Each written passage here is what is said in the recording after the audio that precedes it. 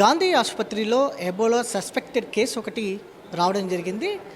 Shamshabad airport నుంచి Sudan నుంచి వచ్చినటువంటి వ్యక్తిని నేరుగా గాంధీ ఆసుపత్రికి తీసుకురావడం జరిగింది. స్పెషల్గా ఇప్పటికే గాంధీ ఆసుపత్రిని నోడల్ సెంటర్గా కూడా ప్రకటన చేశారు. ఈ సందర్భంగా మనతో పాటు మాట్లాడడానికి నోడల్ ఆఫీసర్ వంశకృష్ణ గారు ఉన్నారు. వారితో మాట్లాడదాం. సార్ చెప్పండి, ప్రధానంగా ఈ పేషెంట్ని ఎప్పుడు తీసుకురావడం జరిగిందంటారు? ప్రజెంట్ ఆయన కండిషన్ ఎలా ఉంది? నమస్తే అండి. పేషెంట్ అన్నాకన్నా ద పర్సన్ ప్యాసింజర్ మనకు ఉదయం 2:30కి ఎయిర్పోర్ట్లో మనకి ఇంటిమేషన్ వచ్చింది. బై 3 o'clock పేషెంట్ మనకి ఇక్కడ హాస్పిటల్కి వచ్చేసారు. మనం పేషెంట్ని ఇమీడియట్గా ఐసోలేషన్ వార్డులోకి, సింగిల్ ఐసోలేషన్ వార్డ్ రూమ్లోకి షిఫ్ట్ చేసేసాం. రైట్ నౌ ఎయిర్పోర్ట్లో వాళ్ళు స్క్రీన్ చేసేటప్పుడు థర్మల్ స్కానింగ్లో కొంచెం టెంపరేచర్ ఉందనే అనుమానంతో వచ్చారు. 100 దాకా ఉందని వచ్చారు. బట్ మన దగ్గరకు వచ్చాక పేషెంట్ ఎలాంటి కంప్లైంట్స్ లేవు, టెంపరేచర్ కూడా నార్మల్గానే ఉంది. బట్ ఆ వ్యక్తి సుదాన్ అనే కంట్రీ నుంచి వచ్చారు. ఒక మెడికల్ సర్జరీ ప్రైవేట్గా హాస్పిటల్లో చూపించుకోవడానికి వచ్చారు. ఆ ఎండమిక్ ఏరియా నుంచి వచ్చారు కాబట్టి మనం ఇమీడియట్గా ఐసోలేషన్లో పెట్టాం పేషెంట్. ఎందుకు వచ్చారు హైదరాబాద్కి అనేది చెప్పారా? అదే ఒక నీ సర్జరీ కోసం వచ్చారు.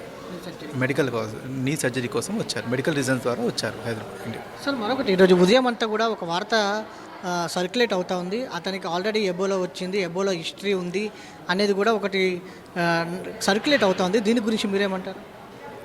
పేషెంట్కు ఎబోలా ఉందని ఇంకా నిర్ధారణ జరగలేదు, డయాగ్నోసిస్ కన్ఫర్మ్ కాలేదు. ఆయన వచ్చిన ప్రదేశం ఆ కంట్రీలో ఎబోలా అనేది నడుస్తుంది, ఎపిడమిక్ లాగా నడుస్తుంది. సో ఆ కంట్రీ నుంచి వచ్చినందుకు టెంపరేచర్ ఉందనే అనుమానంతో ఇమీడియట్గా మనము ఐసోలేషన్లోకి పెట్టాం పేషెంట్ని.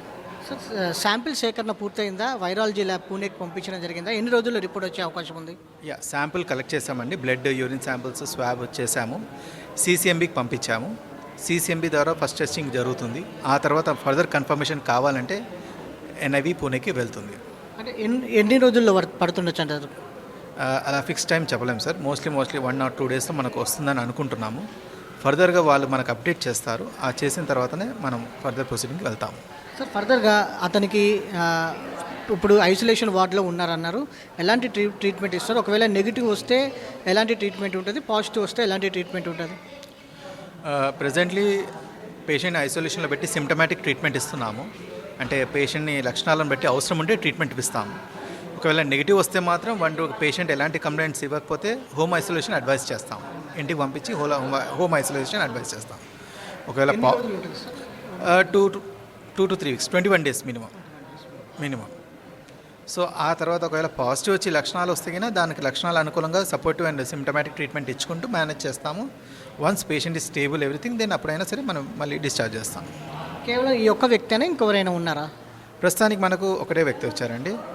మనకు వీళ్ళు ఎయిర్పోర్ట్ నుంచి మెడికల్ ఆఫీసర్స్, APHO వాళ్ళందరూ ఉంటారు. వాళ్ళు అక్కడి నుంచి రిఫర్ చేయడము, లేకపోతే పబ్లిక్ హెల్త్లో హోమ్ ఐసోలేషన్లో ఉంటే గిన పబ్లిక్ హెల్త్ వాళ్ళు రెగ్యులర్గా సర్వే చేస్తూ ఉంటారు. ఏమైనా లక్షణాలు ఉంటే గిన వాళ్ళని అప్పుడు మన దగ్గర తీసుకొస్తారు. అప్పుడు మనం వాళ్ళని అడ్మిట్ చేసుకొని యాజ్ పర్ నీడ్ ట్రీట్ చేస్తాం. ఇది మొత్తం మీద ఎయిర్పోర్ట్లో స్క్రీనింగ్లో తనకు టెంపరేచర్ ఉన్నట్టు, ప్రధానంగా సుడాన్ నుంచి వచ్చినటువంటి నేపథ్యంలో అప్రమత్తమైనటువంటి పరిస్థితి కూడా మనకు కనిపిస్తోంది. వీడియో జర్నలిస్ట్ కృష్ణతో వంశకృష్ణ, జీ తెలుగు న్యూస్, హైదరాబాద్.